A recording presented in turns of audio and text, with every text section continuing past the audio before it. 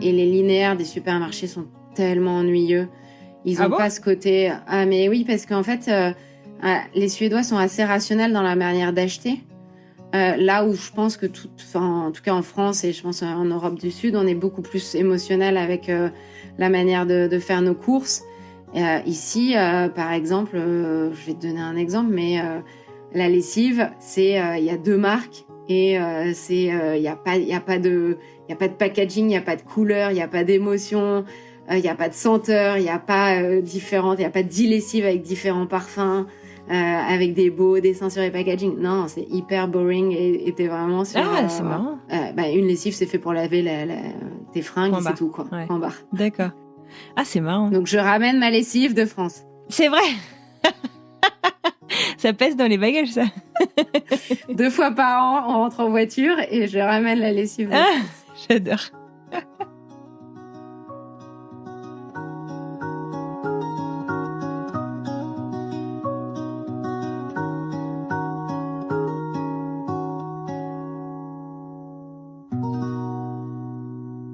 À bientôt. Vous déménagez ? Mes vêtements, mes bouquins, La vie est dure, mais elle est belle. Attention au départ. Cette route mène bien quelque part. Alors, on y va. J'irai, madame, jusqu'au bout du monde.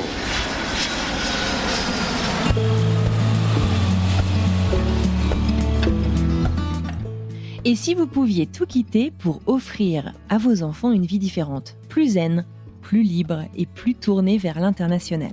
C'est le choix qu'a fait Faustine avec sa famille il y a 4 ans en partant s'installer à Malmö en Suède. Un projet de longue date qui a demandé du courage, des ajustements, mais qui aujourd'hui est devenu, me dit-elle, la meilleure décision de sa vie. Dans cet épisode, Faustine Collin nous raconte les débuts parfois déstabilisants, la découverte d'un pays dans lequel la famille est la priorité, quoi qu'il en coûte, les différences avec l'école française et comment cette expatriation a bouleversé sa vie professionnelle. Vous écoutez French Expat, un podcast de la rédaction de French Morning. Ah oui, et moi, c'est Anne-Fleur Andrely. Allez, c'est parti, direction la Suède.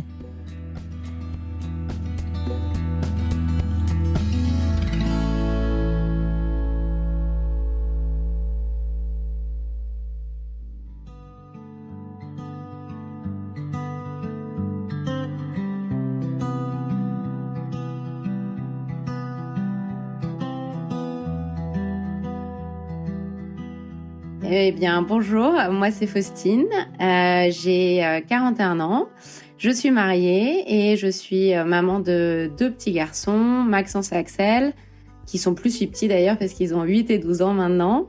Je suis française et je suis née et j'ai grandi à Paris. Mais dès que j'ai pu, je suis partie me mettre un petit peu plus au vert.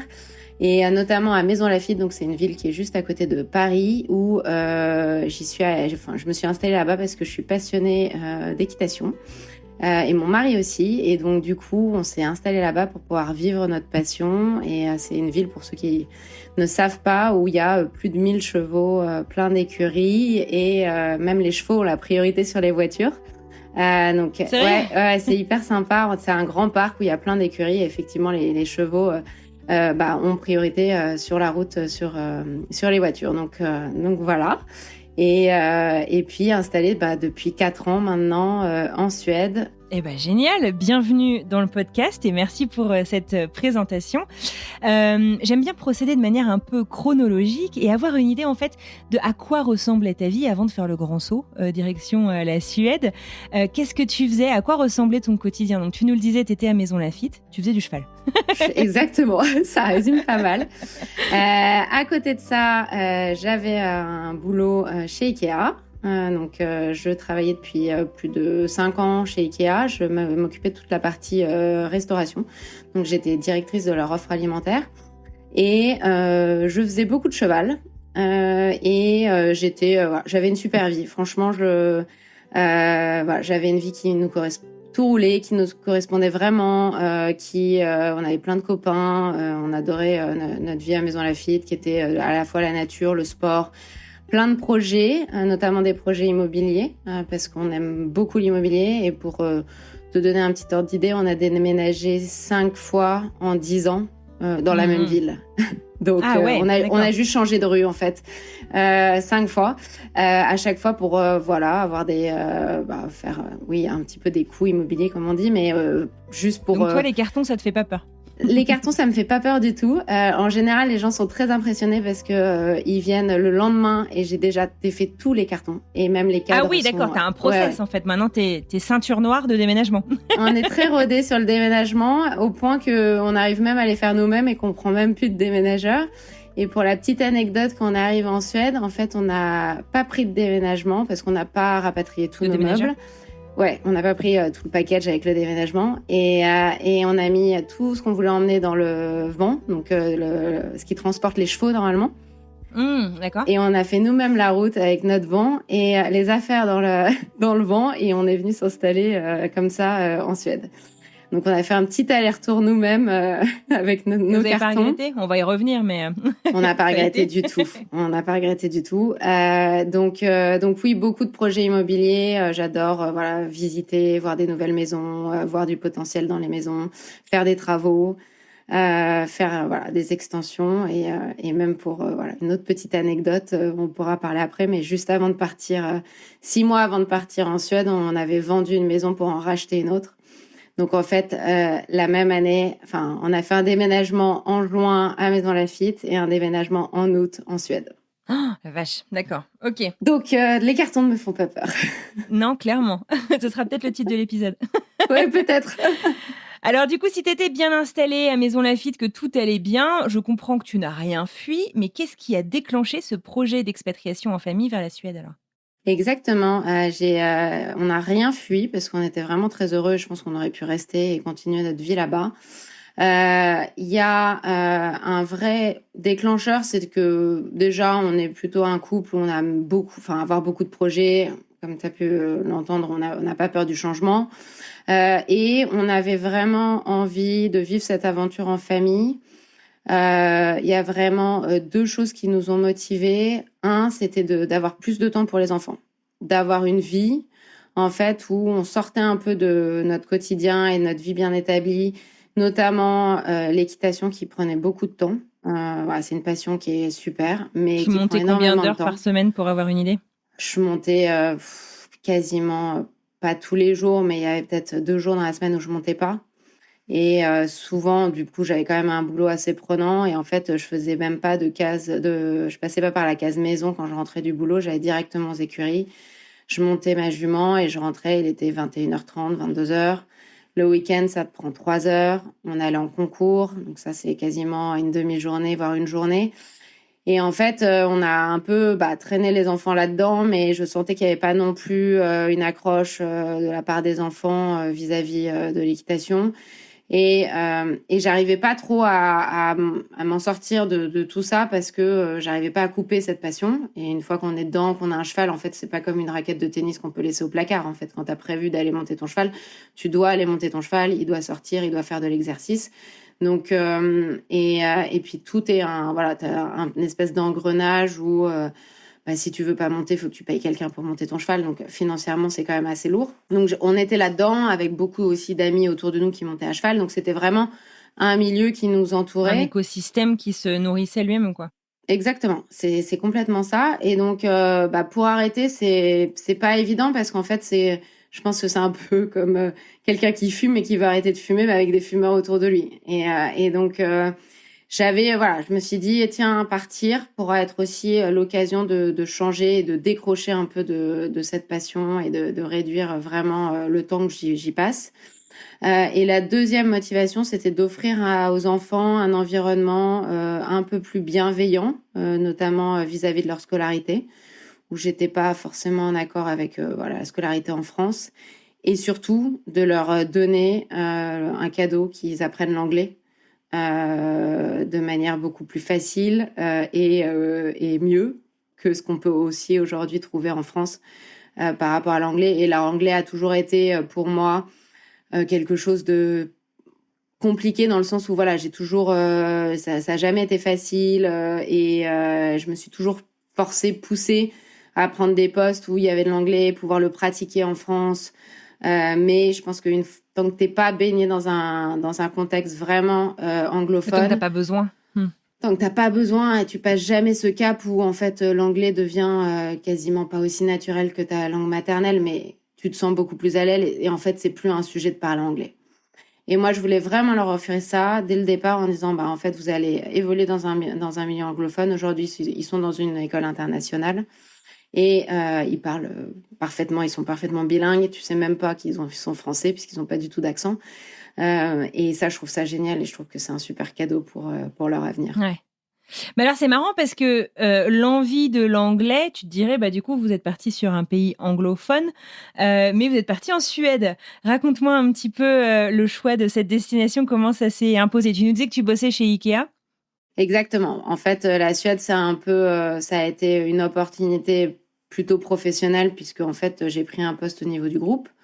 Donc, ça a été une continuité à la fois de carrière et en même temps, quand tu regardes des pays anglophones, vraiment purement, il y en a pas 45 000 en fait. C'est soit tu vas en Angleterre, soit tu pars quand même assez loin. Donc, il faut aller aux États-Unis, au Canada ou en Australie.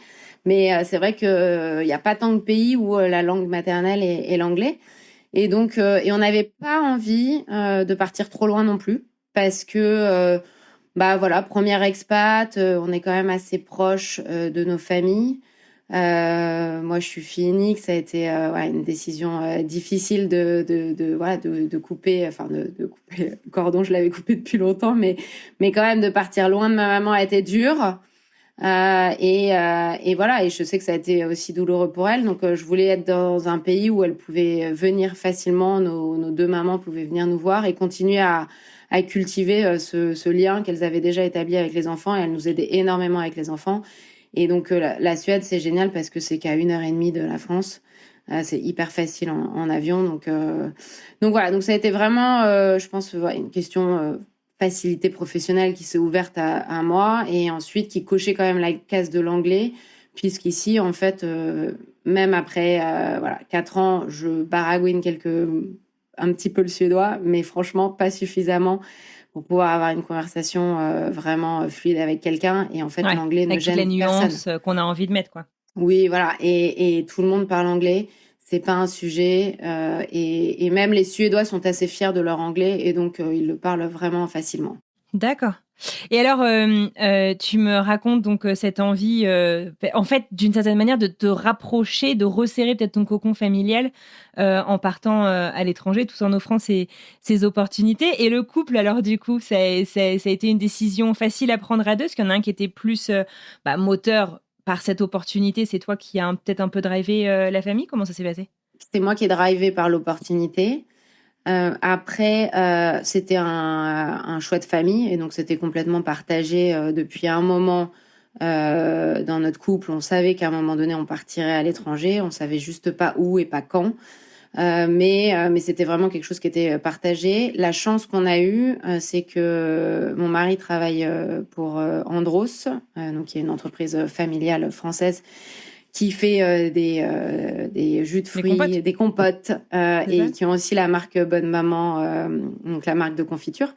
Et il était déjà sur un poste au niveau Europe. Et je pense qu'on a eu la chance que c'est arrivé après le Covid, où ils ont été plutôt assez flexibles et vraiment open sur le fait qu'il parte et qu'il puisse garder son boulot. Et donc, il a pu garder son poste. Et ça, c'est, je pense, une de nos chances, c'est de partir en expat avec les deux qui ont un boulot et pas un qui se sent Il n'y a pas d'incertitude là-dessus, quoi. Il n'y a pas eu de problématique ni financière, ni un des deux qui se sentait un peu délaissé par ce choix d'expatriation et qui doit se remettre en question, retrouver un boulot et galérer un petit peu. C'est un grand luxe. Donc, c'est un énorme luxe. On a eu énormément de chance vis-à-vis de ça parce qu'en fait, on a pu garder notre équilibre qu'on avait déjà, à part que, voilà, lui voyageait un petit peu plus qu'auparavant.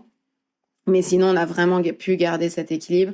Et moi, j'ai trouvé un équilibre vie pro, vie perso de dingue parce qu'en fait, la Suède offre cette possibilité de te dire, c'est toi qui vas chercher tes enfants à 4h30 à l'école. Ce que tu me disais, c'est que c'est attendu, en fait. C'est même presque mal vu que tu n'ailles pas aller chercher toi-même, en fait. C'est totalement ça. C'est vraiment, c'est mal vu.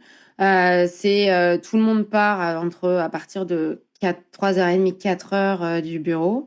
que les nounous n'existent pas. Donc ça, c'est quand même assez étonnant. En tant que Française, c'est vraiment quelque chose qui est assez choquant au début. Tu te dis, en fait, les nounous n'existent pas. Les babysitters, très peu.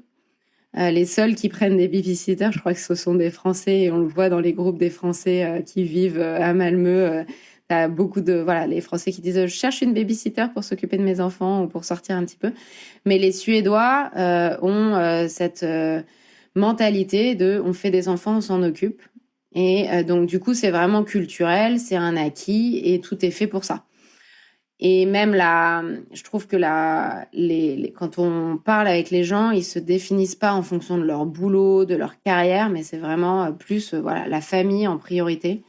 Et on sent vraiment cette importance de la famille dans la vie des Suédois.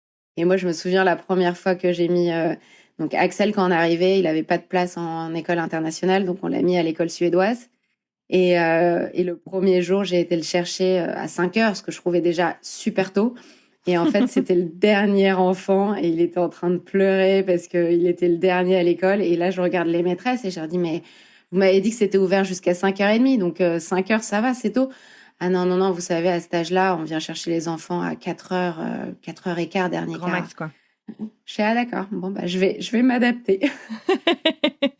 Ouais, dès le premier jour, ça te met dans le bain. Alors justement, comment est-ce que tu... Oh pardon, je veux pas te couper. Non, j'allais dire, c'est vraiment pas facile en fait, parce que c'est vraiment un changement de mentalité et puis de process. Enfin, à 4 heures en France, on va prendre un café avec un collègue pour... c'est la pause café de l'après-midi et on est en plein milieu de l'après-midi.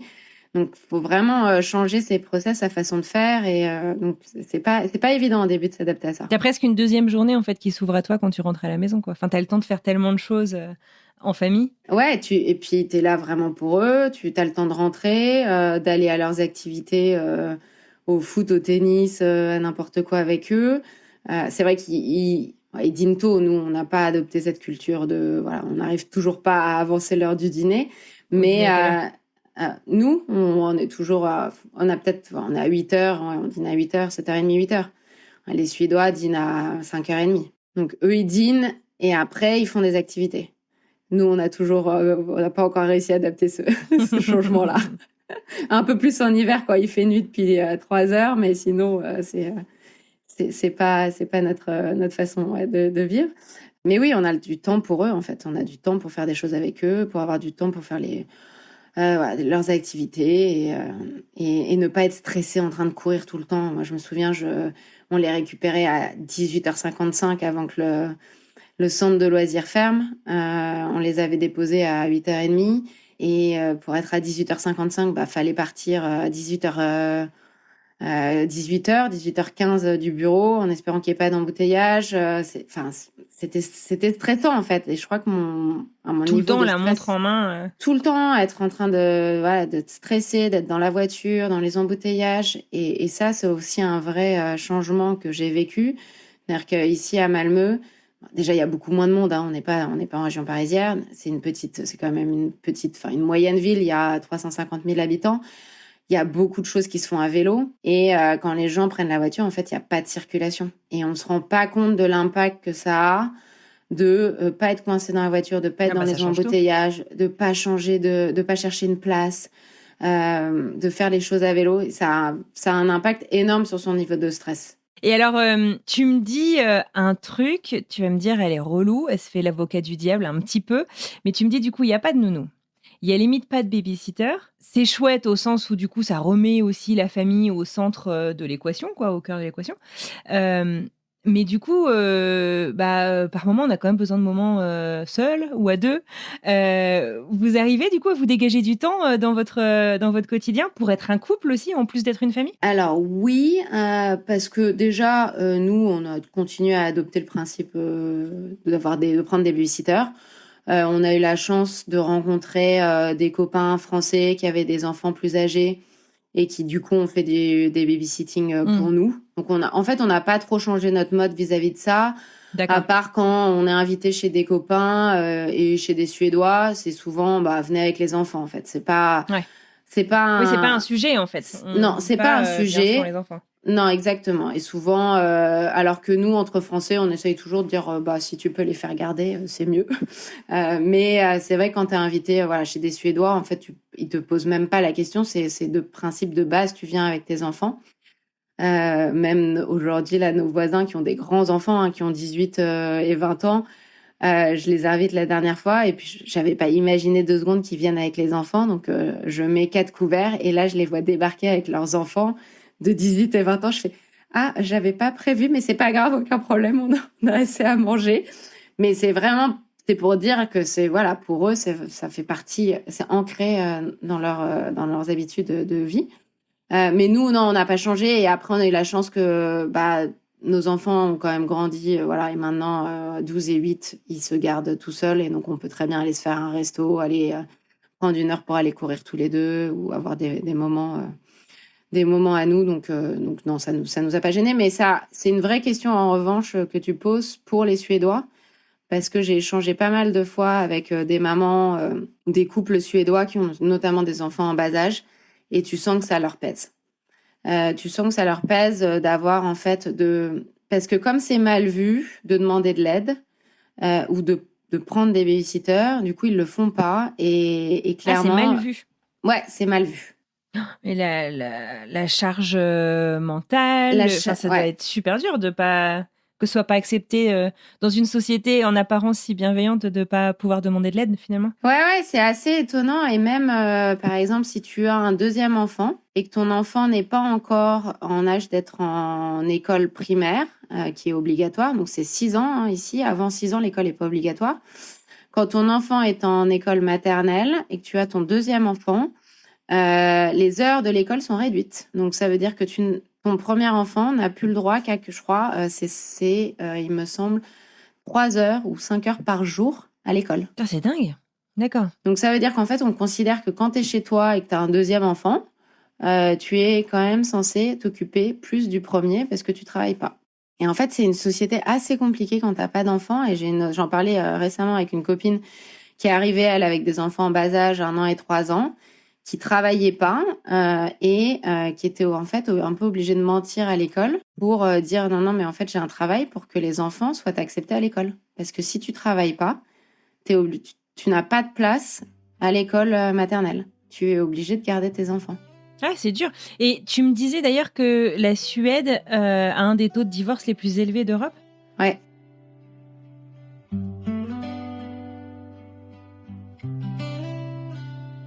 Bon, j'ai tout de même vérifié cette information. Sachez qu'en 2020, pour 100 mariages, au Portugal, il y avait 91,5 divorces, en Espagne 85,5, au Luxembourg 80,3, en Italie 60,8 et en Suède, donc le 5e pays avec le plus fort taux de divorce en Europe, 68,2 divorces pour 100 mariages. À titre de référence, en France, on est à 55.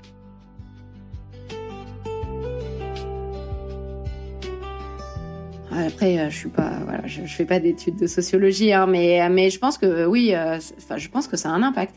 Ça a un impact, tout comme les habitudes. Les enfants dorment très très tard avec les parents, donc c'est souvent les enfants de 2 ans dorment encore avec les parents. Enfin, ils ont vraiment une forme d'éducation qui est hyper.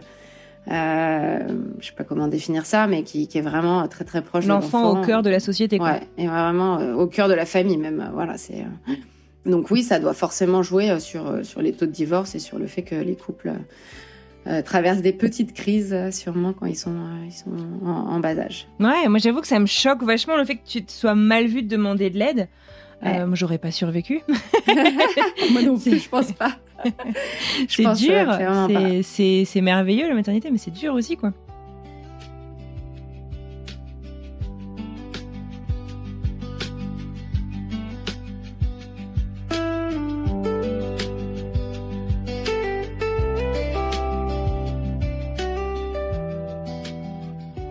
Tu nous disais que vous avez choisi l'école internationale pour vos enfants. Tu trouves, quand on en parlait un petit peu avant d'enregistrer, qu'ils apprennent plus par l'expérience Tu veux m'expliquer un petit peu justement votre choix et comment ça se manifeste un peu au quotidien? Oui, donc on a fait le choix de l'école internationale pour l'anglais, principalement, parce que voilà, on voulait vraiment se dire que cette expérience d'expatriation allait leur servir à apprendre l'anglais. Et aussi la chance que les écoles internationales ici en Suède sont sponsorisées par l'État. Et donc, c'est pas des écoles à 25 000 € l'année. Ça te tape dans les combien à peu près? Il y a une école qui est gratuite, qui propose le programme IB, qui est un des programmes donc, de baccalauréat international, et qui est gratuite, complètement financée par l'État. Et par la ville principalement, et une autre école qui est privée et qui coûte 2 000 € l'année, la scolarité d'un enfant, qui est tout à fait abordable, et sachant qu'on paye rien en plus, sauf la préscolaire qui doit coûter une centaine d'euros, mais sinon la cantine est inclus, on a rien, on n'a pas de frais de matériel à acheter, tout est vraiment fourni. Les enfants ont un ordinateur à partir de 7 ans, qui est donné par l'école. Donc non, c'est vraiment, pour le coup, vraiment top en termes de soutien et d'accompagnement des familles par rapport à tout ça. Et oui, le choix de l'international, donc pour l'anglais. Et après, c'est une scolarité où les enfants apprennent vraiment en faisant. Donc on n'est pas du tout sur du par cœur. On a beaucoup plus de créativité.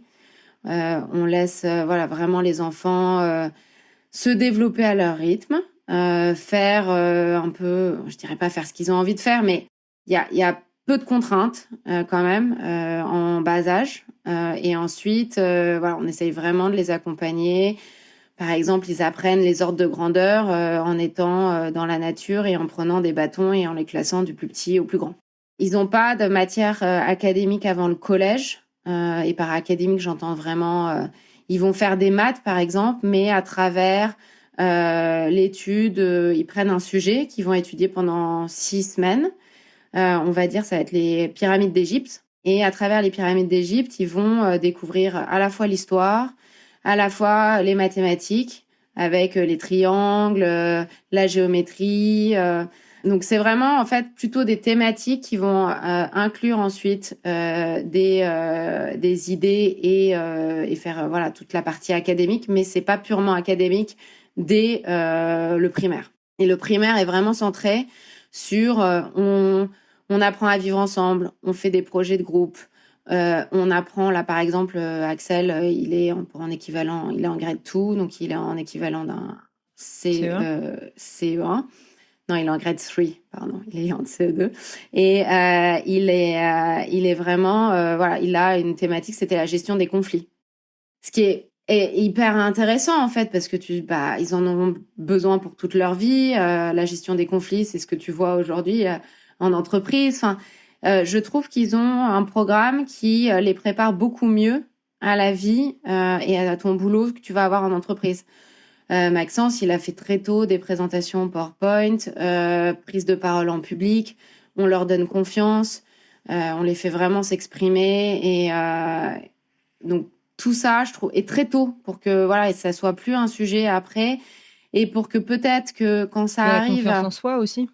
Exactement, la confiance en soi et le fait qu'ils le travaillent très tôt avant que les enfants aient vraiment, tu vois, au collège, que ce soit un peu plus dans le dur, que ce soit un peu plus dans le jugement. Eh bien, ils aient établi ça et que du coup, ce soit plus un problème de s'exprimer en public face à d'autres camarades de classe parce qu'ils l'ont fait depuis tout petit et donc du coup, ils sont hyper habitués à ça et c'est un non-sujet. Et donc, ce cadre qui est un peu moins, je dirais, rigide et strict que la France te permet quand même d'avoir des enfants beaucoup plus créatifs, qui participent plus, qui ont envie de s'exprimer, d'exprimer leurs idées, leurs opinions et... Donc pour tout ça, je trouve que c'est super. Après, tout n'est pas tout rose. Il y a plein de nulle part. Il y a plein d'autres choses. Notamment, parfois, je peux trouver que c'est un peu léger sur certaines choses, qu'ils sont pas assez rigoureux, pas assez stricts. qu'il n'y a pas assez de devoirs à la maison. Mais bon, en même temps, c'est plutôt assez cool de ne pas rentrer, d'avoir 2 heures de devoirs à faire avec ses enfants. C'est clair. Et alors, tu es en école internationale, donc ça veut dire que c'est pas nécessairement français, c'est des enfants qui viennent un peu de plein de cultures. Tu me disais quand on préparait cet épisode qu'on t'a un peu reproché, sans te le dire exactement, que tes enfants n'assimilent peut-être pas autant la culture française, telle que des enfants qui ont grandi en France. Comment est-ce que tu réagis quand on te dit ça? Et puis, est-ce qu'il y a des choses du coup que tu mets en place toi de ton côté pour y remédier ou pas particulièrement? Alors oui et oui. Alors oui, on me le reproche. Le reproche vient principalement de la famille, qui sont effectivement les premiers les plus inquiets sur le niveau de français des enfants, sur leur capacité à lire et à écrire en français correctement sans faire de faute d'orthographe. Est-ce que mes enfants vont connaître l'histoire de la France, la géographie? Et c'est vrai que c'est des questions aussi hyper légitimes qu'on se pose tous, je pense, parents d'enfants français en expat. Comment on arrive à garder cette culture? Alors du coup, pour le français, ce que j'ai mis en place, c'est qu'ils ont des cours. Ils ont 1 heure par semaine avec une école en ligne qui s'appelle l'école des petits expats, qui est super d'ailleurs. Je peux la recommander à tous les parents qui ont des enfants en âge d'être scolarisés. Professeur des écoles ancienne professeure des écoles en France, qui a monté son école, qui est partie vivre à l'étranger. Et vraiment, mes enfants adorent, ils sont hyper motivés pour aller dans ce cours. C'est des cours avec ils sont entre 4 et 5 élèves par classe. Mais bon, après, ça suffit pas, bien évidemment, ça suffira pas pour leur donner. La chance qu'on a eue, c'est que Maxence, c'est parti, il avait déjà fait son CP et son CE1 en France, donc lui, il sait lire et écrire parfaitement, plutôt bien en français. Pour Axel, qui a pas du tout eu ça, c'est vraiment dur. Et c'est là où on se rend compte quand on essaye de lui apprendre nous-mêmes, c'est hyper dur. Et on se rend compte de la difficulté d'apprendre la langue française. Mais bon, c'est mieux que rien. Et puis après, on verra bien. De toute façon, peut-être avec l'intelligence artificielle, ils auront plus besoin de savoir écrire correctement. Il faut tout corriger. Je ne sais pas dans quel monde on vivra. Mais il y aura sûrement des solutions. Et ensuite, pour l'histoire et tout ça, j'achète pas mal de livres. J'essaye de les faire lire en français. J'essaye de leur faire lire des bouquins d'histoire. Et on rentre souvent quand même. En fait, on a gardé un pied-à-terre en France. Donc, et ça fait vraiment partie de notre équilibre. Aujourd'hui, on adore notre vie en Suède. On n'a pas envie de rentrer en France. Mais en revanche, j'adore rentrer en France avec mes enfants. J'adore qu'ils passent du temps à Paris avec leur grand-mère, qu'ils aillent faire des expos, qu'ils aillent au ciné, qu'ils puissent faire des choses qu'ils font pas ici et qui restent vraiment en lien avec notre pays qui est la France. Et c'est ce qu'on a en place. Après, est-ce que ça suffira? Est-ce que ça suffira pas? Je sais pas. Sûrement que ça fera des enfants qui se sentent français ou pas, je sais pas, qui reviendront peut-être jamais en France. Ça l'avenir nous le dira. Je sais pas trop.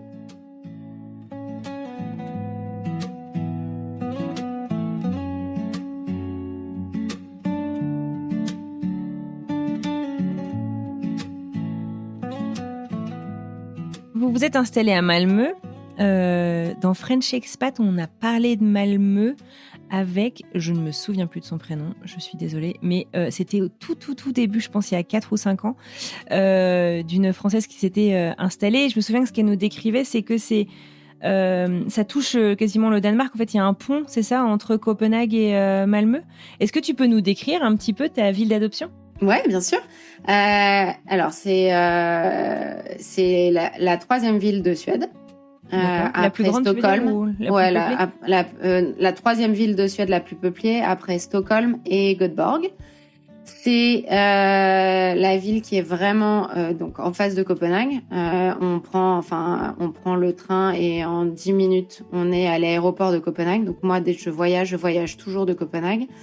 Et on est à 20 minutes du centre-ville de Copenhague. Donc ça, c'est super parce que ça reste une petite ville. Je te dirais, moi, j'adore parce que il y a beaucoup de nature, on est proche de la mer, C'est très calme, il n'y a pas beaucoup de voitures. Voilà, on peut faire plein de choses en vélo. Mais culturellement, c'est un petit peu pauvre. Donc c'est vrai que c'est quand même assez agréable d'avoir Copenhague à 20 minutes où on peut aller voilà, chercher un peu plus de culture, faire des expos, avoir une ville qui vibre un peu plus. Parce que Malmö, tu sors à Malmö au mois de novembre à 19h30, 20h, il n'y a plus personne dans les rues. Hein. Donc ça peut manquer quand même un peu d'animation, surtout voilà, quand tu viens plutôt d'une ville, voilà, d'une région parisienne qui bouge assez. Ça peut être un peu ennuyeux. Donc disons que les hivers sont un peu longs à Malmö et que c'est quand même cool de pouvoir de temps en temps aller faire une petite sortie à Copenhague. Mais sinon, voilà, c'est une petite ville hyper agréable, très facile. Tout est facile, en fait. C'est facile de vivre. Qu'est-ce qui est facile? Raconte-moi. Mais en fait, la vie est facile parce que tout est accessible facilement. Tu vas en boulot à vélo, tu mets 10 minutes. Tu veux aller à l'autre bout de la ville déposer tes enfants parce qu'il te dit « Maman, tu peux m'emmener là, je veux au ciné avec mes copains. » Tu vas mettre 10 minutes en voiture, tu vas trouver une place. Tu fais une activité, il n'y a jamais trop de monde. Donc, t'as jamais ce sentiment, même j'ai envie de te dire, à Copenhague, la dernière fois, j'étais au concert de Ed Sheeran, il y avait quand même, c'était un gros concert, il y avait du monde, mais en fait, on n'a pas fait la queue, tu rentres en 3 minutes, tout est bien organisé, même pour acheter à boire, tu fais pas la queue, t'avais de la place, de la place dans la fosse, je trouve que voilà, tout est fluide, la vie est fluide parce que aussi, une fois que tu es dans le système en Suède, tout marche assez bien. Tu es reconnu avec un numéro de sécurité sociale qui te connecte à tous tes systèmes. Donc, tout marche, tu vois, même l'administration, je trouve que c'est quand même moins difficile que ce que tu as en France avec voilà, chaque fois que tu dois faire quelque chose, tout te paraît prendre énormément de temps, être compliqué. Alors qu'en Suède, j'ai l'impression que c'est beaucoup plus facile. Et puis, je vous demandais maintenant de bien vouloir répondre aux questions qui vont vous être posées. Oui, avec plaisir. Question pour un champion. À toi de jouer, Jeannot. Je te propose qu'on fasse une micro-pause pour te poser quelques fire questions. Yes. Est-ce que tu sais de quoi il s'agit? Oui, je sais, parce que j'ai écouté celle que tu poses à tous tes invités. Mais je sais pas celle que tu vas me poser. Ah bah non, sinon c'est pas rigolo. Quel a été ton plus gros choc culturel en Suède?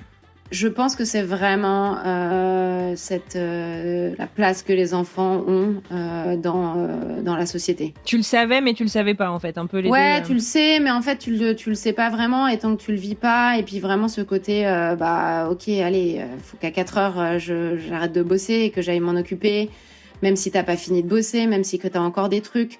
C'est quand même, il faut arriver à faire ce shift d'organisation.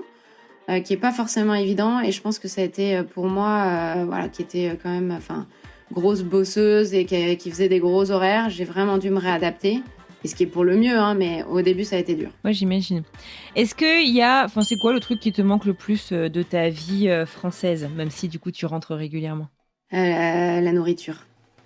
La bonne tradie. Je suis une fanat de pain et je souffre ici parce que je peux pas acheter ma petite tradition à la boulangerie. Ce qui me manque le plus, c'est la nourriture, c'est les petits commerçants, c'est le fait d'aller faire tes courses chez le boucher, le fromager, un petit épicier. Ici, il y a pas, c'est beaucoup de supermarchés. Et donc, t'as pas ce côté vraiment émotion avec la nourriture. Et les linéaires des supermarchés sont tellement ennuyeux. Ils ont pas ce côté. Ah, mais oui, parce qu'en fait, les Suédois sont assez rationnels dans la manière d'acheter. Là où je pense que en tout cas en France et je pense en Europe du Sud, on est beaucoup plus émotionnel avec la manière de faire nos courses. Ici, par exemple, je vais te donner un exemple, mais la lessive, c'est il y a 2 marques et c'est il y a pas de packaging, il n'y a pas de couleur, il n'y a pas d'émotion, il n'y a pas de senteur, il n'y a pas il n'y a pas 10 lessives avec différents parfums. avec des beaux dessins sur les packaging. Non, c'est hyper boring et t'es vraiment sur... c'est marrant. Une lessive, c'est fait pour laver tes fringues et c'est tout, quoi. Ouais. En barre. D'accord. Ah, c'est marrant. Donc, je ramène ma lessive de France. C'est vrai. Ça pèse dans les bagages, ça. 2 fois par an, on rentre en voiture et je ramène la lessive de France. J'adore. Est-ce qu'il y a une habitude suédoise que tu as adoptée? Oui, je dirais me lever beaucoup plus tôt. Les Suédois sont des lève-tôt. Genre quelle heure? Ils commencent, je pense, à 6h, 6h30. Ils sont debout. Au boulot, tu veux dire? Ah oui. Non, pas au boulot. Non, ils sont debout. Ils s'occupent. Ils lavent les enfants. Ils font des choses pour eux. Et moi, alors, je lève pas les enfants plus tôt, mais je vais courir le matin. Et c'est vraiment quelque chose que je faisais pas du tout avant. Et je me lève vers 6h30, c'était vraiment le cas. Je vais courir une demi-heure, 3/4 d'heure. Et après, je réveille les enfants et tout ça. Mais c'est vraiment... et en fait, c'est vachement lié aussi souvent, au fait que le jour se lève très tôt en Suède. Notamment à partir du mois d'avril. Et ça va jusqu'à... au plus tôt. Le jour se lève à 3h30. Oh, vache. Donc, des bons rideaux, des bons volets. Paradoxalement, il n'y a pas de volet en Suède. Les maisons n'ont pas de volet, non. Ah ouais. Donc, tu as intérêt à avoir des bons rideaux, mais ils sont pas plus que ça parce qu'en fait, finalement, ils vivent vachement avec la lumière. Donc ça, c'est pour l'été. Et pour l'hiver, ce que j'ai adopté, c'est de mettre des bougies partout et d'essayer de créer vraiment un environnement chez moi qui soit hyper cocooning. Parce que c'est dur d'avoir la nuit qui tombe à partir de 3h. Donc ce manque de luminosité. Donc du coup, tu mets des lumières partout. Tu mets des petites lumières à tes fenêtres. Tu mets des guirlandes dehors. Donc voilà, ça, c'est 2 choses que j'ai adoptées pour essayer de passer un peu plus facilement l'hiver et pour les saisons, exactement. C'est quoi ton mot préféré en suédois? Je suis pas sûre d'en avoir un, mais ceux que j'utilise plus souvent, c'est hey, ce qui veut dire salut. Et en fait, c'est écrit dans tous les Ikea. Voilà, c'est écrit dans tous les Ikea en gros. H-E-J, c'est ça? Ouais, H-E-J, exactement. Et en fait, c'est assez rigolo parce que c'est un mot que tu dis assez facilement à tout le monde. Tu marches dans la rue, en fait, tu dis hey hey, et les gens te répondent hey hey, et tu dirais pas forcément ça en France. Enfin, tu dirais pas. En fait, tu te balades pas dans la rue en disant salut à tous les gens que tu croises. Mais c'est plutôt assez ici. C'est un petit mot qui est plutôt sympathique, je trouve, et que tu dis assez facilement à tout le monde. Ah, c'est bien ça. Est-ce qu'il y a une idée reçue sur la Suède à laquelle tu aimerais tordre le cou? Ah oui, dire que les Suédois sont pas accueillants. Moi, j'ai trouvé que c'était absolument pas vrai. Notamment, on a quand même déménagé encore pas mal de fois, 3 fois en 3 ans en Suède. On a continué ce cycle de déménagement. On a à chaque fois été super bien accueillis par nos voisins, qui sont vraiment devenus des amis aujourd'hui. Les 3 fois. Et les 3 fois. Alors que je me souviens pas en France d'avoir déménagé quand même pas mal de fois. J'ai eu des voisins très sympas, mais je me suis pas sentie aussi accueillie que je l'ai pu l'être ici en Suède. Donc, je trouve que, en tout cas, moi personnellement, j'ai pas vécu ce côté où les Suédois sont pas accueillants et assez fermés. Si tu devais choisir un titre de film ou de chanson pour résumer ton aventure suédoise, ce serait quoi? Alors attends, déjà, faut que je puisse résumer mon aventure suédoise. Oui, je suis pas sûre que ça corresponde à un titre de chanson. C'est hyper dur comme question. Celle-là, t'aurais pu me la donner avant, j'aurais pu la préparer. Comment tu résumerais, toi, déjà, avant de trouver un titre? En fait, je dirais que mon expatriation a été un accélérateur de vie. Mais je suis pas sûre que ce soit un titre de chanson, je suis désolée. On peut en faire une peut-être. On peut peut-être en faire une. Voilà, mais vraiment, si je devais résumer, mon expatriation, ça a été un vrai accélérateur de vie, dans le sens où je trouve que ça m'a ouvert énormément sur les gens, et parce que je trouve que quand j'étais dans ma petite vie à Maison Lafitte, on avait un super groupe de copains. T'as tes copains d'enfance, t'as tes copains d'école, t'as tes copains de ta vie d'aujourd'hui. Mais t'es plus tellement en recherche d'un nouveau réseau parce que déjà tu considères que t'as pas trop de temps pour tout le monde. Alors que de partir en expat, t'es tout le temps un peu alerte sur rencontrer des nouveaux Français, rencontrer des parents, des copains, des enfants de l'école, écouter des histoires de vie, des expériences. Et je trouve que ça m'a vraiment changé de ce point de vue-là, où je suis toujours en train d'essayer d'accueillir des nouveaux Français, de les mettre en relation avec des gens que je connais déjà. Donc ce côté réseau et accélérateur de vie, dans le sens où aujourd'hui, maintenant qu'on est en Suède, on a envie de découvrir la Suède, on a envie de découvrir le Danemark, on a envie d'aller en Norvège. Enfin, on est beaucoup plus aussi à vouloir voyager, explorer qu'on ne pouvait l'être avant. Bravo, c'est gagné! Bien joué, les gars. On va revenir à ton histoire parce qu'il y a un gros morceau quand même qu'on a laissé de côté. Comment s'est passée ta transition professionnelle ? Tu avais un poste de direction chez Ikea en France. Tu es venu pour rejoindre le groupe du coup en Suède. Tu t'es retrouvé avec un poste qui t'a un peu moins passionné ? Oui, effectivement. En fait, super. Très belle opportunité de rejoindre le groupe. Je pense que effectivement, pour moi, c'est la meilleure décision de ma vie d'être partie en Suède, et grâce à Ikea sur ce poste. C'est vrai que je me suis pas forcément épanouie à 100% sur ce poste-là, parce que c'est différent de bosser pour le groupe et que de bosser en pays. C'est des process qui sont plus longs, c'est un environnement qui est beaucoup plus politique. C'est aussi beaucoup plus gros. Ici, au siège chez Ikea, on est pas loin de 3000 personnes, alors qu'en France, on était 300-350 personnes. Donc voilà, c'est vraiment un autre environnement dans lequel je me suis pas forcément reconnue et épanouie. Et donc, c'est là où j'ai, après, ça fait 4 ans. Et donc, c'est l'année dernière où j'ai commencé à me dire, ça commence à coincer un peu. Je suis plus aussi motivée qu'avant. Je suis quelqu'un d'assez passionné par tout ce que je fais. Donc dès qu'il y a plus ce moteur-là, je perds beaucoup en énergie et donc je me suis retrouvée beaucoup moins motivée pour aller bosser, et donc ça me convenait pas. Et comme je suis pas quelqu'un qui laisse traîner souvent les situations qui lui conviennent pas, du coup, je me suis dit, OK, comment je peux faire? Qu'est-ce que je peux faire différemment? Et c'est là où j'aurais pu changer de poste chez Ikea, mais c'était pas. Je me disais que c'était pas une question de poste, c'était plus une question d'environnement. Et donc, c'est à ce moment-là où je me suis dit, tiens, je vais me donner un petit challenge perso et intellectuel. Et donc, je suis retournée sur les bancs de l'école. J'ai commencé un executive MBA l'année dernière à Paris, à l'EDEC, exactement. Ce qui était bien, comme ça, je revenais. Du coup, ça fait 1 an maintenant que je reviens tous les mois à Paris, parce que c'est en présentiel 1 fois par mois.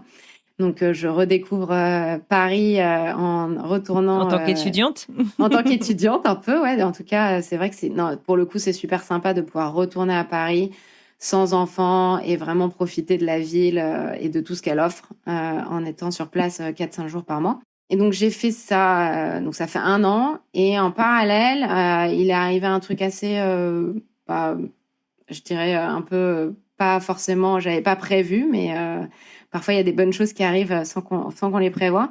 C'est que j'ai été contactée par une start-up française qui s'appelle Remoters et qui accompagne des Français à s'installer à l'étranger à travers un réseau de Français expatriés. Et donc Aude, qui travaille dans cette start-up, m'a contactée un peu par hasard sur Facebook en me disant tu serais pas intéressée par aider des Français à venir s'installer à Malmö?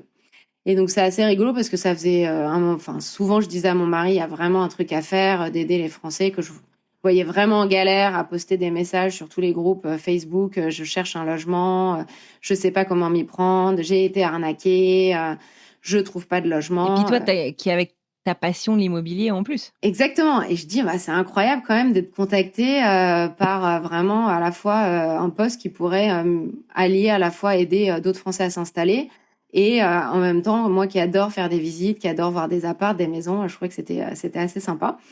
Et donc, je me suis lancée là-dedans en parallèle de mon job, en parallèle du MBA, où j'ai aidé des Français. Donc, la plateforme, en fait, t'envoie des leads des Français qui cherchent des logements. Et puis ensuite, à toi de les contacter et puis de dire que tu peux les aider pour leur trouver leur logement. Et puis, ça répondait vraiment à ce que je pensais dès le début. C'est-à-dire que pour moi, une expatriation réussie, elle peut se faire que si tu te sens bien dès le jour 1 chez toi. C'est-à-dire qu'en fait, si tu es expatrié, que tu arrives, que t'as pas le bon appart, tu te sens pas bien, que t'as pas tes meubles, que tes enfants ils ont pas leurs jouets, ça peut pas bien commencer. Et souvent, malheureusement, c'est vrai que les boîtes font appel à des boîtes de relocation, mais elles prennent pas vraiment au sérieux cette partie logement. Ouais, on t'aide à avoir un numéro de sécu, à trouver une voiture, à trouver une école, on trouve un hôtel pendant 2 mois, et puis après. Exactement. Soit on te met en temporary accommodation dans un appart-hôtel, soit on te trouve un appart, mais c'est pour 3 mois. Et en fait, ça peut pas bien démarrer parce que quand tu pars d'une maison, tu avais un jardin et des gamins qui avaient l'habitude de courir dans le jardin, et qu'on te met dans une nouvelle ville, dans un appart qui fait 70 mètres carrés, pour peu que tu arrives au mois de février où il fait nuit à Malmö à 3 heures de l'après-midi, tu as moyen quand même de déprimer. Donc vraiment, pour moi, c'est un point, je trouve, hyper important que j'ai fait pour moi, parce que moi, quand je suis arrivée en Suède, j'ai cherché moi-même la maison. Du coup, c'est pas du tout la boîte de relocation qui m'a aidée. Et donc, je pouvais vraiment me dire mais t'en que as j'allais changé 3 contribuer. fois, quand même. J'en ai changé 3 fois parce que les propriétaires ont voulu, la première fois, les propriétaires sont revenus des États-Unis et ont récupéré leur maison. Et la deuxième fois, parce qu'on s'est dit qu'on allait acheter quand même. Donc voilà, c'est pour ça que j'ai changé. Mais voilà, j'étais hyper, je me disais, mais c'est super, je peux aider des Français à venir s'installer, leur donner des conseils et chercher leur appart. Donc je trouve ça plutôt assez cool. Et puis, en fait, en faisant ça, je me suis un peu rapprochée du fondateur de Remoters, qui est une toute petite start-up pour le moment, qui va devenir très grosse dans peu de temps, mais j'espère. Et je lui ai parlé, voilà, comme ça, du potentiel et de tout le potentiel qu'il y avait, notamment de développer la boîte auprès des étudiants, parce qu'il y avait énormément d'étudiants et je trouve qu'il y a aussi pas mal de trucs à faire avec des écoles. Et du coup, comme ça, on s'est un peu rapprochés. Il m'a demandé si je voulais pas un petit peu l'aider pour développer la start-up. Et c'est comme ça qu'en parallèle de mon année sabbatique, j'essaye d'accompagner sur le développement du business de Remoters. Puis du coup, en fait, ça colle avec ton MBA, ça, parce que tu as une mission de consulting à faire pendant ton MBA. Exactement. Donc, ça colle parfaitement parce qu'en fait, ça rentre vraiment dans le cadre de la... Exactement. Parfois, il en faut. Donc, et ça rentre vraiment dans le cadre du MBA où il fallait, quoi qu'il arrive, trouver un projet de consulting avec une entreprise. Et donc, c'est avec Remoters que je la fais. Et aujourd'hui, voilà, on accompagne, il y a plus de 250 chasseurs dans le monde entier. On est présent dans 220 villes. Et donc, vraiment un réseau de Français expatriés qui aident d'autres Français à venir s'installer là où ils vivent. Ouais, c'est chouette. Et alors, justement, parce que moi, je reçois souvent des messages de parents, d'ailleurs, qui me disent « Oh là là, mon enfant va s'installer aux États-Unis, c'est quoi tes conseils pour trouver ?» C'est hyper dur, moi, je trouve, de partager des conseils. En plus, les États-Unis, enfin, n'importe quelle ville, en fait, tant que tu n'y vis pas, à part donner l'adresse d'un site, je sais pas forcément quoi conseiller. Tu le dis, toi, à plusieurs reprises, pour toi, le logement, c'est un peu la clé d'une expatriation réussie dès le premier jour. Alors, c'est quoi les conseils pratiques que tu pourrais nous donner à une famille, à un étudiant, à quelqu'un qui part en solo, à un couple, enfin bref, pour trouver un logement en arrivant? C'est de faire appel à Remoters. Non, je rigole. Je pense que ça se prépare déjà. Quand ça se prépare en prenant contact avec des Français qui sont déjà sur place. De pouvoir prendre contact, il y a des groupes Facebook dans toutes les villes de Français à l'étranger. Donc ça, c'est vraiment le premier truc, c'est de se dire... Vous cherchez les Français de telle ville. Exactement. Ce sera le nom du groupe et vous devez... les Français qui vivent à Malmö, les Français qui vivent à Amsterdam, les Français qui vivent n'importe où. Il y a un groupe Facebook qui existe. Déjà ça, et c'est de poser des questions.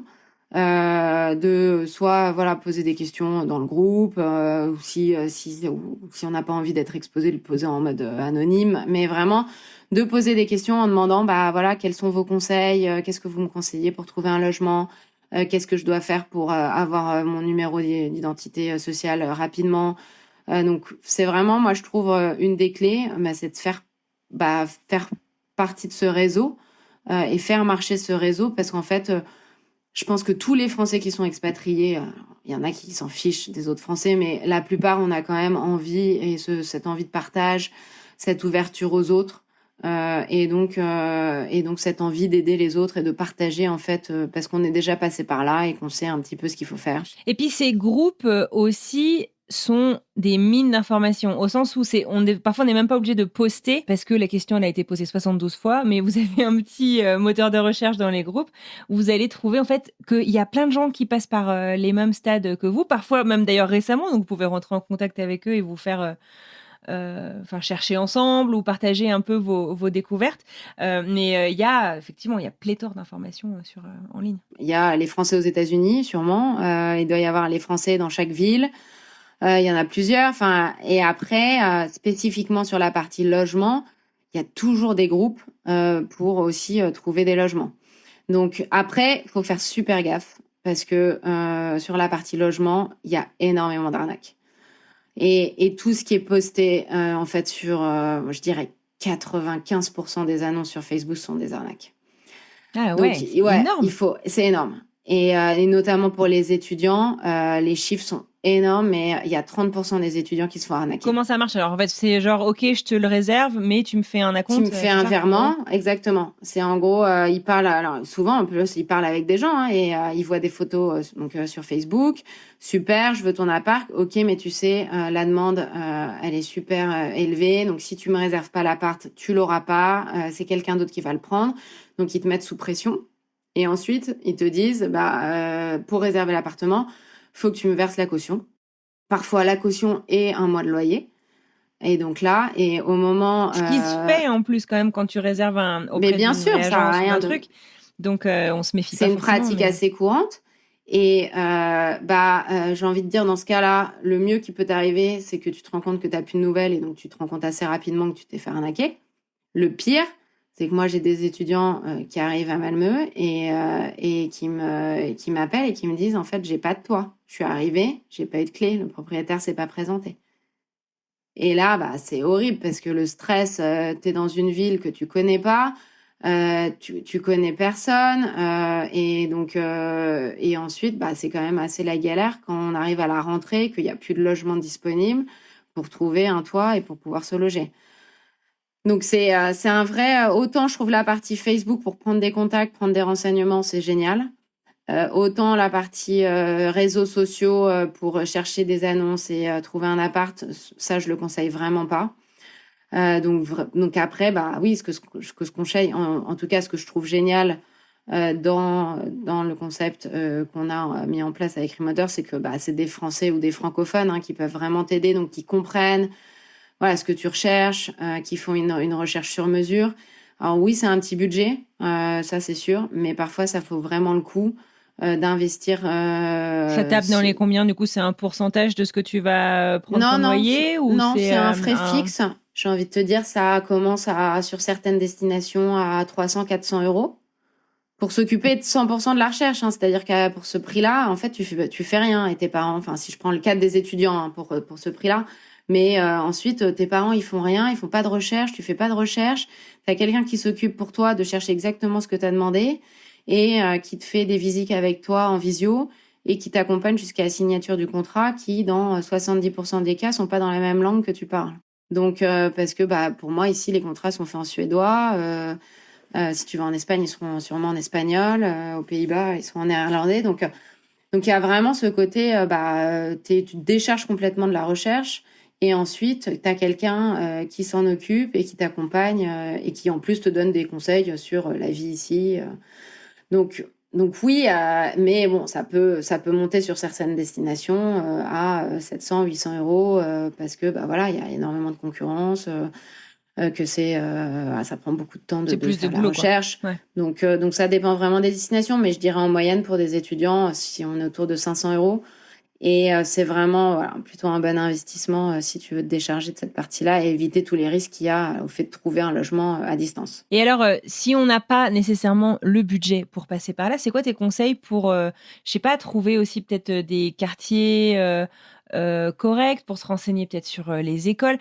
C'est difficile de généraliser aussi parce que là, on parle de toute destination confondue, mais peut-être que tu as des conseils spécifiques à la Suède, là où tu es peut-être? Encore une fois, je te dis vraiment le réseau. Je pense que c'est pour moi, ce qu'il y a de plus fort, c'est ce qui m'a aidé le jour où on a commencé à penser, qu'on allait venir ici. J'ai posé plein de questions à des Français qui étaient déjà ici. Ensuite, c'est pas hésiter à prendre contact appeler les établissements, les écoles, la mairie, pour vraiment, souvent ils ont des parcours en fait dédiés, des programmes dédiés d'intégration des étrangers. Donc ça peut aussi t'aider. T'as des associations. Il y a par exemple, je pense, on n'a pas Malmö Accueil, mais t'as beaucoup de villes accueil. Je pense, t'as Copenhague Accueil. Amsterdam Accueil, il y en a dans beaucoup de villes.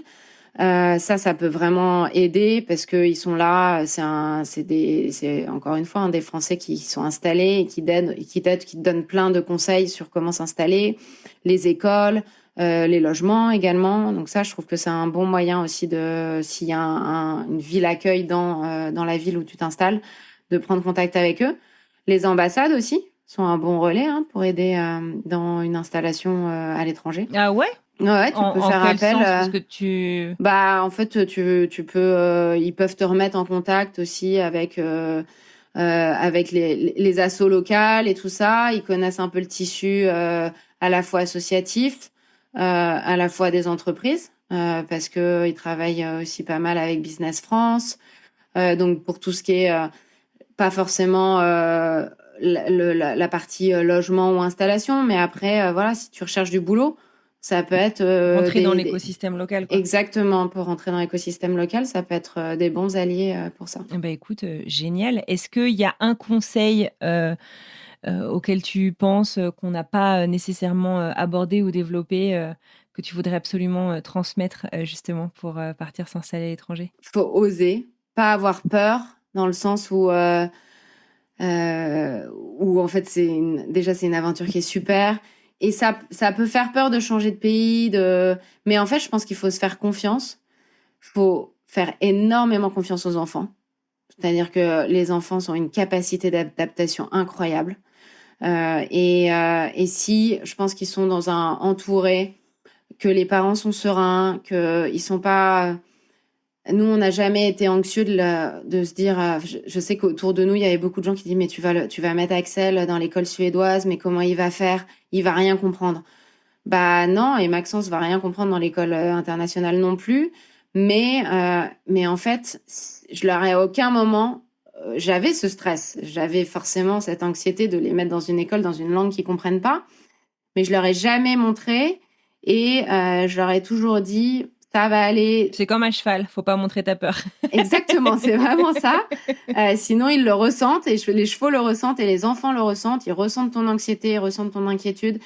Nous, on leur a jamais montré et on leur a toujours dit ça ira, ça va aller, ça va le faire. Demain, tu vas comprendre un peu plus. Après-demain, tu vas comprendre un peu plus. Et en fait, à Noël, ils étaient déjà hyper à l'aise.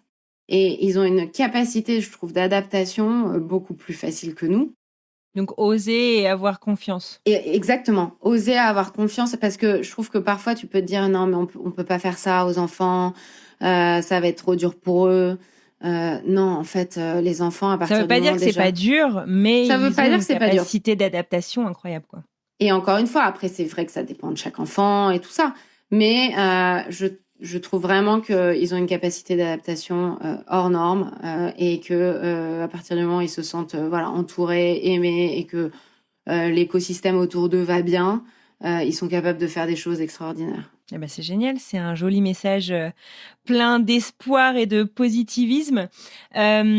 Pour terminer, une petite question que je pose systématiquement aux gens qui passent à mon micro, c'est si tu pouvais revenir en arrière, ça ne veut pas dire nécessairement pour réécrire l'histoire, hein, tu peux faire tout pareil, mais que tu pouvais te chuchoter un petit conseil, un petit encouragement au creux de l'oreille, tu te dirais quoi et à quel moment en fait est-ce que tu reviendrais ? Sincèrement, je pense que dans ma vie perso, je referais tout pareil. J'aurais pas forcément j'ai rien que je changerais. En revanche, peut-être que j'étudierais un petit peu plus l'opportunité professionnelle pour me dire voilà, est-ce que c'est vraiment voilà le poste sur lequel voilà je vais m'épanouir, qui correspond à une suite de carrière qui fait sens. Et voilà. Là, j'ai peut-être accepté un poste qui était peut-être pas ce que j'attendais. Et donc, du coup, ça a été un peu plus difficile professionnellement.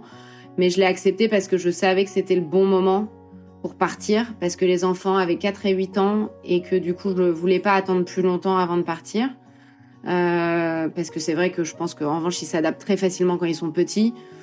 En revanche, je suis moins sûre que plus t'attends et quand tu pars, je pense que c'est plus difficile. Voilà, plus ils arrivent proches de l'adolescence et tout ça. Donc j'ai un peu mis la priorité sur la famille, et ce qui était très bien parce que c'était l'objectif aussi de cette expatriation. Ouais. Et c'était le bon moment. Maintenant, oui, ça n'a pas été une réussite à 100% au niveau pro, mais c'est pas grave, on rebondit et j'ai appris plein de trucs sur aussi ce que j'aimais moins, qui me correspondait, sur moi, exactement. C'est souvent la conclusion des gens avec qui j'échange dans le podcast, en fait, c'est que comme tu le disais tout à l'heure, c'est un accélérateur de vie et de découverte de soi-même, de ce qu'on aime, de ce qu'on n'aime pas, de ce à quoi on aspire.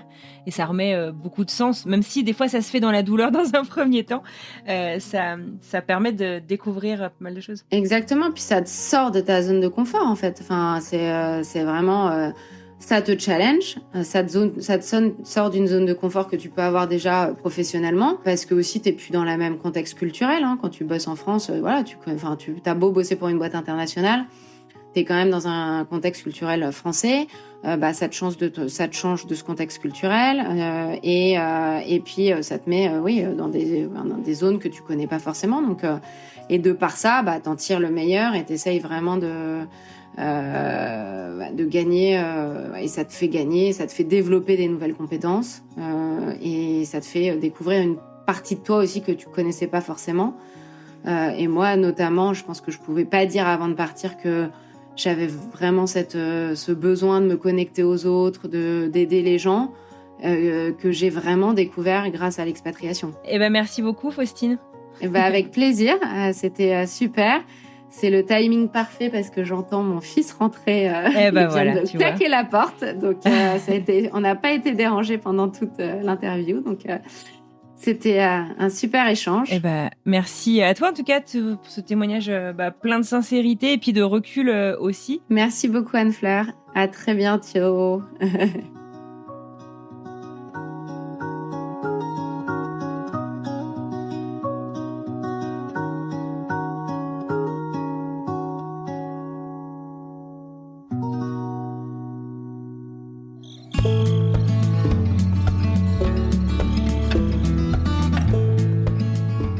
Un grand merci à Faustine pour ce témoignage plein de sincérité et de recul. Ce que je retiens, moi, c'est qu'une expatriation, c'est pas seulement un changement de pays, c'est un accélérateur de vie. Elle l'a très bien dit, une façon de redéfinir ses priorités, sa relation à sa famille et parfois même donc sa carrière. Merci à vous d'avoir écouté cet épisode jusqu'au bout. Si cet épisode vous a plu, si vous l'avez aimé, pensez à le partager autour de vous et à nous laisser quelques étoiles sur votre plateforme d'écoute préférée. Ça nous aide énormément à faire découvrir le podcast, alors merci par avance. La semaine prochaine, on se retrouve avec une nouvelle histoire. Je vous laisse découvrir un petit extrait et je vous retrouve juste après.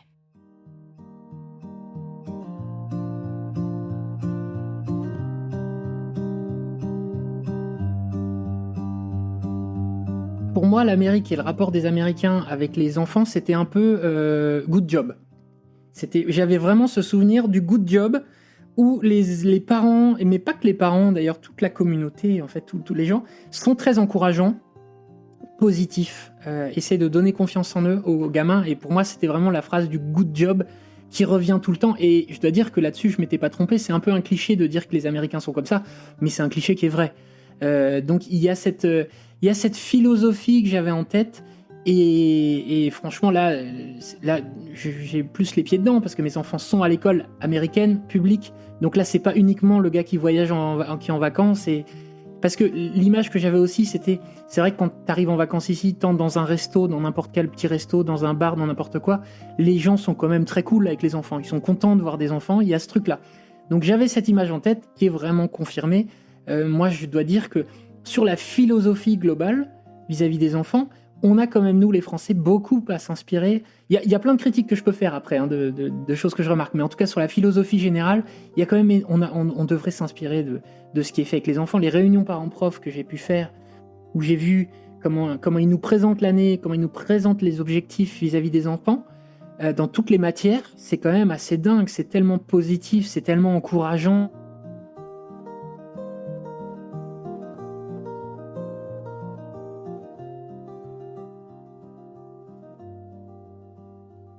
Voilà, c'est tout pour moi pour aujourd'hui. Je vous souhaite une excellente fin de journée, une très belle fin de semaine et je vous retrouve donc mardi prochain pour découvrir ensemble cette nouvelle histoire. À très vite.